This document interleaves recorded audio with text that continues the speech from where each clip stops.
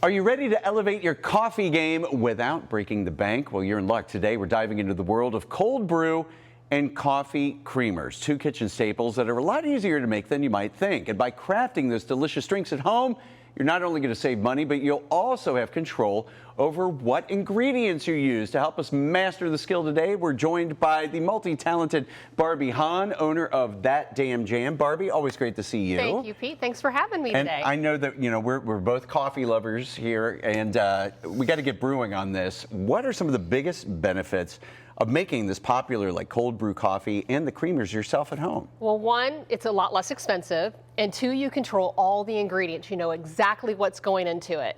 So I think it's just really interesting when what you and I were talking about is there are a lot of hidden things sometimes in the things that we eat that we don't fully understand. Artificial ingredients, artificial flavors, emulsifiers. So when you make it yourself in less than 5 minutes, you control all of that, and you save the bottom line when you go out to the grocery store too. Awesome. Well, I know cold brew is really popular right now. Can you walk us through the steps of like actually making cold brew yourself? Absolutely. So cold brew is so simple. So last night I put 12 teaspoons of coffee into this French press coffee maker, and I put water over top of it, and I covered it and put it in my fridge. That's it. That's it. That's called cold brew. So instead of using hot water, you let it brew in your refrigerator overnight. Okay. And I like using a French press because then I don't have to strain it. This does the straining job for me. Oh, nice. So I put this on, and now, Pete, we're just going to press down. Push it. And it's going to push all of those grains to the bottom. And then what I like to do is decant it into another that I will actually keep in my refrigerator and drink during the week. So, you know, the cold brew coffee industry is a $3 billion a year industry. And the average consumer spends about $350 to $375 a year on cold brews or iced coffees. Now, that's just the stuff that you buy to keep at your house. That's not saying that you're going out and getting a coffee every day, right? So if you're doing that, your expenses are a lot higher than what we're even talking about now. So, I mean, it doesn't get any simpler than that, right? So we would just pour some over ice if you were a black iced coffee drinker, you know, so there are a lot of people that don't want any sugars or creamers, but if you do like a creamer, we're going to make one today. I love that. Well, and as we kind of briefly mentioned there too, that these are using natural ingredients because with a lot of those flavors and things, you don't know what's in that stuff. Right. So I was surprised to learn that the #1 ingredient in most traditional creamers that we buy is oil.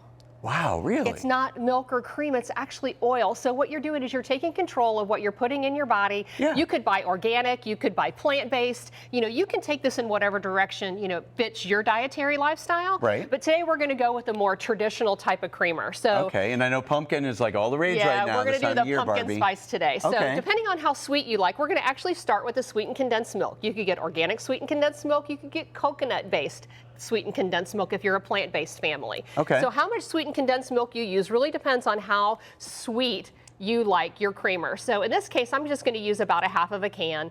And then what I would do is I would decant this into a plastic container and then save it for when I make my next batch. You can keep it, You can keep it. And then I'm going to add 3 tablespoons of pumpkin to this mix. Pureed pumpkin there. Pureed pumpkin. And then we're going to add the pumpkin spice flavoring. So I'm going to add a couple teaspoons of that. And then what you're going to do, I'm trying to remember, because I think that's like a blend of like a nutmeg and... It is. Nutmeg, cinnamon, cloves, all of those wonderful things. You want to smell that? Oh, yeah. You're smelling that everywhere. Isn't that wonderful? This time of year. Do you remember last time on my last segment we talked about checking the dates on things? Yes, So once again, you know, you want to check your date on how old your spices are. If you're pulling your pumpkin spice out from last year, you might need to start over. Get fresh, and now, so one of the things that we think about when we have emulsifiers and gums in the creamers that we drink, what do you think of the things in the preservatives? What do you think that does for the product? Well, I mean, it'll help it last longer. It'll help it last longer, right? So I don't want anybody watching this segment to be fearful that this is only going to last a couple days. What you want to do is you want to reach back in the refrigerator section and get the milk or whatever product you're using to thin this out with the furthest date out. So this is due to expire October 29th, this milk. So that's how long your creamer will last, right? So now we're going to fill this up.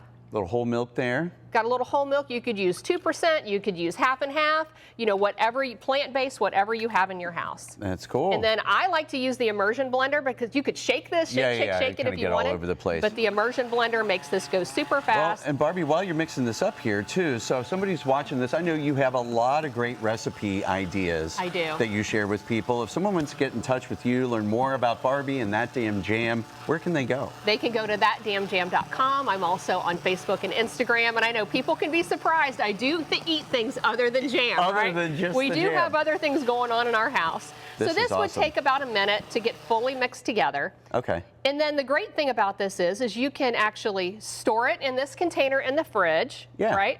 If you don't want to dirty another container, right? Or I have a separate container here that we can put our creamer in. I love that. So you got your coffee, you got your creamer. You got your coffee, you got your creamer, and then we're going to pour this over top. Nice. Oh, it smells good. And now, Pete, you and I were talking about something that we always have to have on our pumpkin pie, right? Oh, yeah. So, you know, to make a true whipped coffee cream. house experience, right? Little Oh my whipped gosh. cream.